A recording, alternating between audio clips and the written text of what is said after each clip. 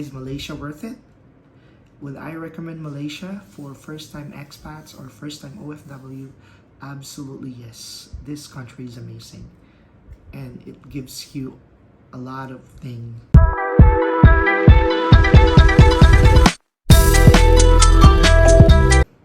What's up guys? Welcome to Beyond Borders with Kyle, your ultimate guide for travel and expat living. So for today's video, I'll be sharing you my 2 years experience as a first-time OFW or overseas Filipino worker or expat living in Malaysia. So for those who are new to my channel, my name is Kyle and I am an OFW currently based in Kuala Lumpur, Malaysia. This video is gonna be part of the series that I'm gonna launch entitled Expat Living with Kyle. So if you are someone who is thinking of going to Malaysia, either for holiday or for work, this video is for you because I'll be sharing a lot of information or everything that you need to know on an expatriate perspective. So if this video is something that interests you, please keep on watching.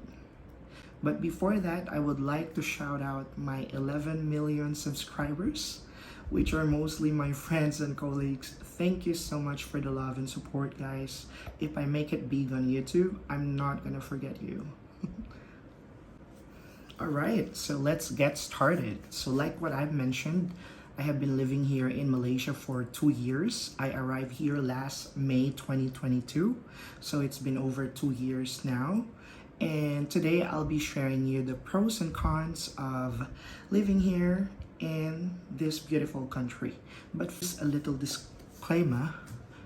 Everything that I'm gonna say on this video is solely based on my personal experience and my personal perspective. So I'll be starting off with the pros, the things that I love here in this beautiful country. So first, I really like how diverse the culture of Malaysia is. I would say it's diverse because they have 3 major races here in this country. First is the Malaysians, the local Malays. They have Chinese and they have Indians. So if you live in this country, you get to experience the culture of 3 nations or 3 races because we celebrate the holidays of Malaysia, China, and India. And of course, second, for me, for a third world country, Malaysia is top of the line. Like, I wouldn't really consider it as a third world country because this country is highly developed. You would see a lot of high-rise buildings, condos, especially in the city of Kuala Lumpur, in the area of Bukit Bintang and KLCC, where the Petronas Twin Towers is located. And their roads and infrastructures are superb. So I wouldn't really say that they are categorized as a third world country because of its infrastructures, buildings, and other stuff that you wouldn't really see in a third world country. And then third, this is my favorite, my most favorite among them all, with all the pros that I'm gonna share to you guys. If you are living in Malaysia, it is very easy to travel to neighboring countries. So you can go to Singapore, you can go to Thailand, you can go to Indonesia without taking an airplane. So you can travel to those countries by land and by waters and with no headache in terms of passing immigration, because here they're not really strict in terms of immigration. And number 4, which is also my favorite, this country has an amazing transport system. I mean, the transport system or the transportation system here is superb. Like, even though they don't have jeepneys or tricycles, just like what we have in the Philippines, they have an amazing train system, buses. Well, I'm not trying to be exaggerated, but their transport system here is really superb because their train system here are interconnected with each other. Like they have MRT, they have LRT, they have monorail, they have KTM. KTM is a counterpart of the PNR in the Philippines. They also have the, what else? LRT, MRT, monorail, KTM. They have the Clia Express, their train that is connected to their airport. So I'm gonna be doing a different vlog about their transport system so that I can show you guys how it looks like and provide you more information about it. But for now, I'm gonna show you the only thing that you would need to be able to get around in Malaysia and other states. So you only need this one, the touch and go card. So this is the one that is used to tap on the buses and the trains, and yeah, mainly buses and trains. And this one, the one that I have is the NFC version, wherein you can actually top up through your phone. But their traditional one is just like this, wherein you can only top up in their ticketing booth. But I'm not using that anymore because I already have this, and I just top up using my mobile phone. And the fare, it's not too expensive because the oil prices here are not that expensive. So you can actually get around Kuala Lumpur with just 2 ringgit, like 1 ringgit and 90 cents. It's just approximately 20 to 30 pesos. Like when I go to work, it's almost over 20 stops. Like from my area is in the border of Kuala Lumpur and Selangor. Selangor is another state. So I am located in the Old Klang Road, and to get to the central or the NU Central where my workplace is located, it's gonna take over 20 stops, and it's just gonna cost me around 2 ringgit, which is approximately 30 pesos. Imagine guys, so just 30 pesos to get from your work, from your home to your work. So I think in terms of kilometers, it's around 12 kilometers from my place to the workplace. And in connection with their transport system, they have apps that will really help you to monitor the schedule of the buses, the trains, and they even have an app wherein you can monitor the real-time location of the buses. You just need to put in the number of the bus that you need to get into, and then your destination, and then you'll be able to see the real-time location apart from the schedules.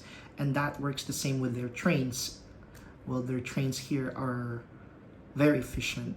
If they say that they're coming in 3 minutes, they really come in 3 minutes. So it's called Move It and Rapid KL. They are applications that you can download from the App Store or Google Play Store. Rapid KL is my favorite one because it's an application wherein you can monitor the real-time location of the bus. So it's very, very convenient for people who take the bus on a daily basis. So it's gonna be part of my next vlog, the must-have apps that you should need when you are in Malaysia. And by the way guys, they have free buses here. The green buses, you can get around KL for free. It's totally free. You don't need to pay. You would like to explore the city, you can just take that bus and then just roam around and get around with no cost at all. And next is the cost of living here is so affordable. Everything is so affordable, especially the house or the accommodation. So most Filipinos here live in a condo or a condominium because they are very cheap. So here in this country, for as low as like 1,000 ringgit, you can actually get your own studio unit. So now I am currently renting a master room, which costs around 750 ringgit. I think that's approximately 9,000 to 10,000 pesos. That already includes the basic utilities, electricity, water, and Wi-Fi, except for the aircon. But in terms of except for the aircon, but their electricity here is so cheap. Like, I use my aircon for a minimum of 15 hours to 20 hours per day. It's like a 1.5 horsepower. And my aircon bill is just around 100 to 150 ringgit. It's, when we convert it, it's like 1,200 to 1,500 pesos. Imagine, guys, using an aircon for almost 20 hours every day, you will only pay 1,200 to 1,500 Philippine peso. So if you do that in the Philippines, oh man, be prepared to pay 5,000 to 7,000 pesos on your monthly bill. And of course, the groceries. Groceries here are so affordable as well, especially the vegetables and the chicken.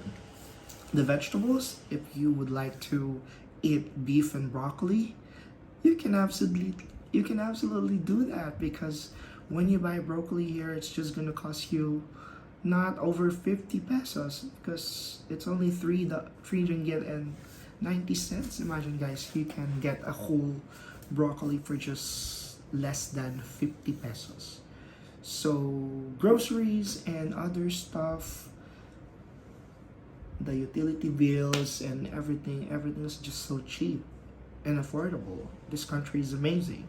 So I'm gonna create a different vlog about the cost of living here in Malaysia, so you better watch out. So I can provide you a more specific information about them. And the next one for my pros is, in my 2 years living here in this country, like, I rarely carry cash on me, because everywhere is just cashless. All you need is your phone, your debit cards, and you're good to go. So yeah, a lot of the stores, even just a regular food court or mamak or food court, is like a carinderia or a restaurant. They have this QR code wherein you can just scan and pay. And most of the malls have really a POS, like you can just tap your Apple Pay or your card, your debit card. So what I usually use is my Big Pay.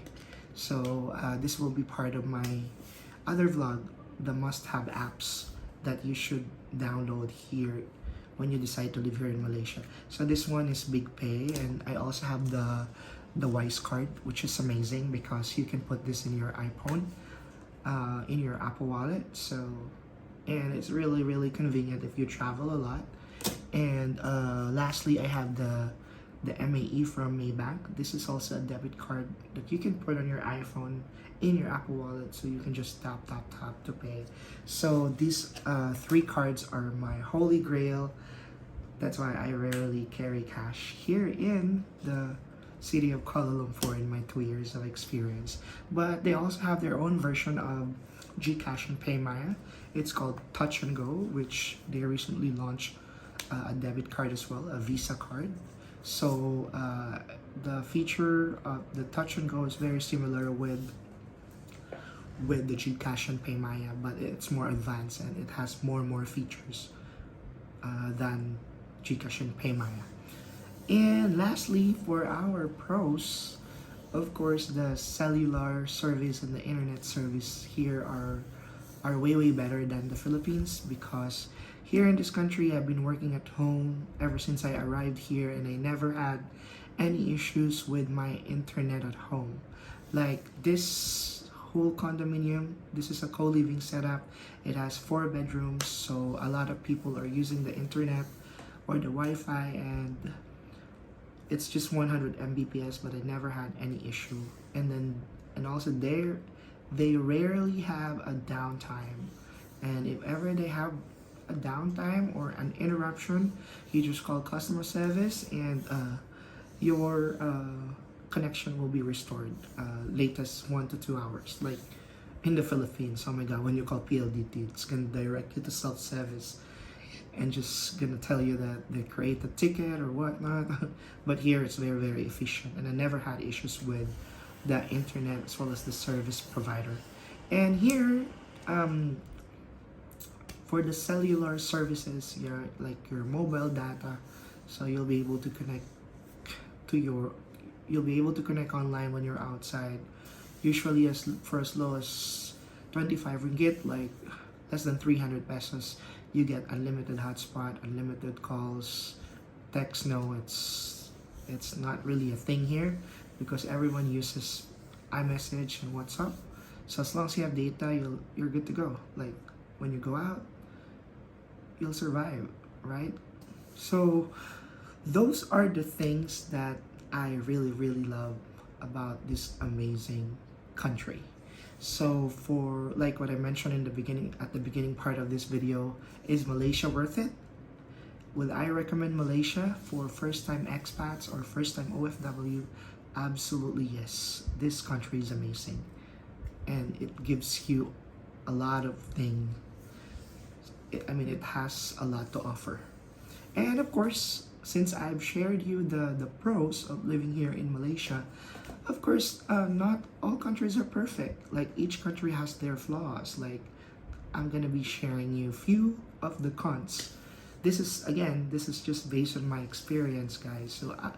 So others might have a different perspective, but everything that I'm gonna say is solely based on my personal experience. So the first cons, of course, I think this is one of the thing that I really don't like, because here as an expat, when you go outside, you always need to bring your passport with you, because when you get around outside, especially when on your grab, there may be roadblocks or checkpoints. Usually it's from the police department, but if they are from the immigration, they call it immigration here, if you don't show your passport, they're gonna take you and they're gonna detain you, even though you have illegal papers to work here in Malaysia.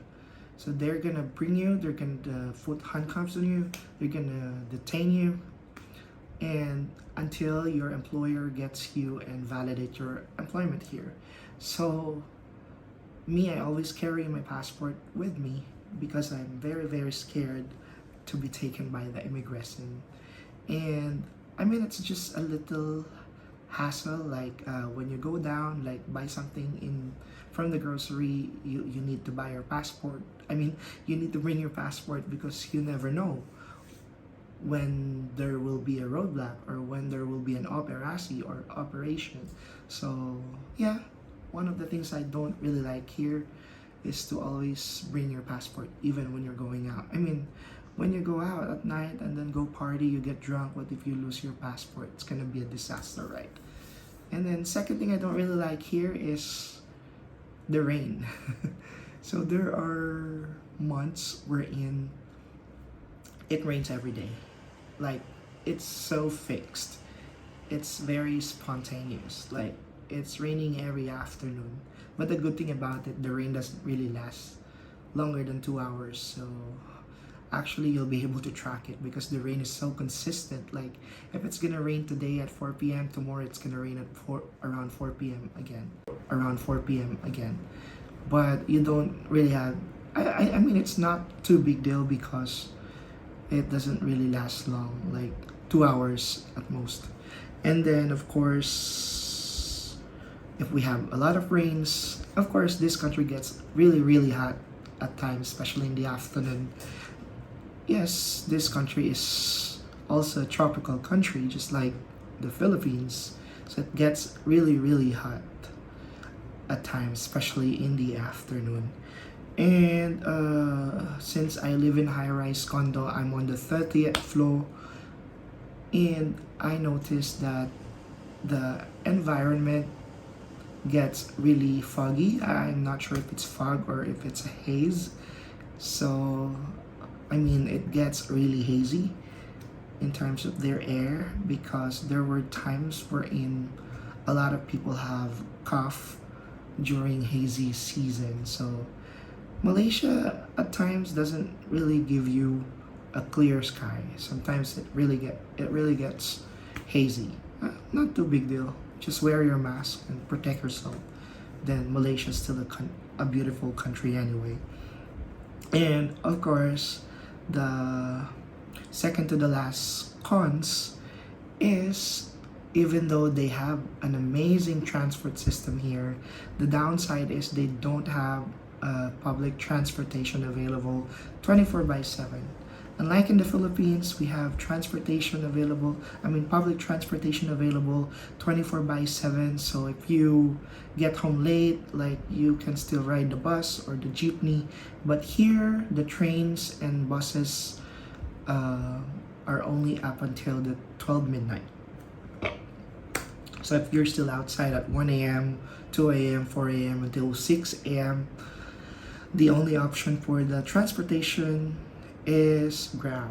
Well, Grab is not too bad because the rates are not too expensive. Unlike in the Philippines, the Grab rates are crazy. But here, the Grab rates are reasonable and acceptable, not too expensive. So I don't think it's gonna be a problem. And of course, lastly, for the cons, this video is getting so long. I know that this video is so random and very disorganized. Forgive me, it's my very first vlog. So if you have any suggestion, feedback, or comments, please put in the comment section, and I'd be happy to take note of all of them for me to improve.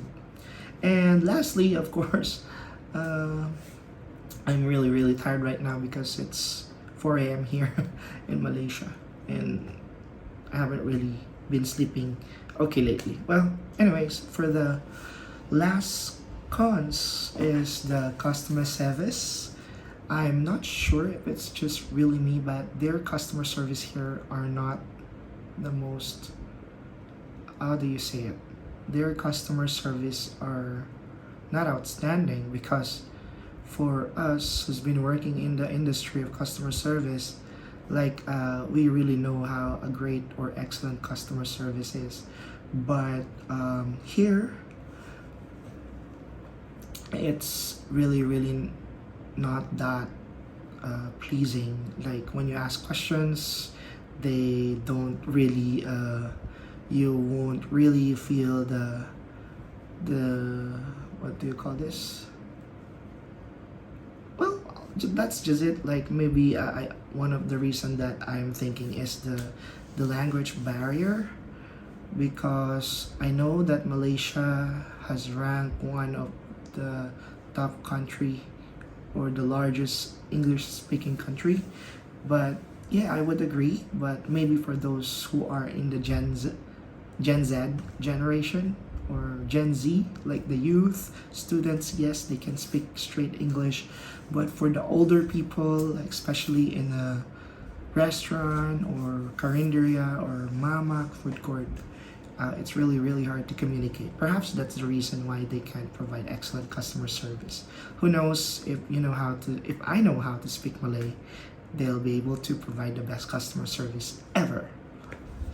So I think that wraps up the video, and I hope you guys learned something. I know how disorganized the flow of the video is, but at least you get some insights or information on an expatriate perspective living here in Malaysia. So thank you so much for watching this video. Please like, comment, share, and subscribe. And thank you, and have a great one. Ciao.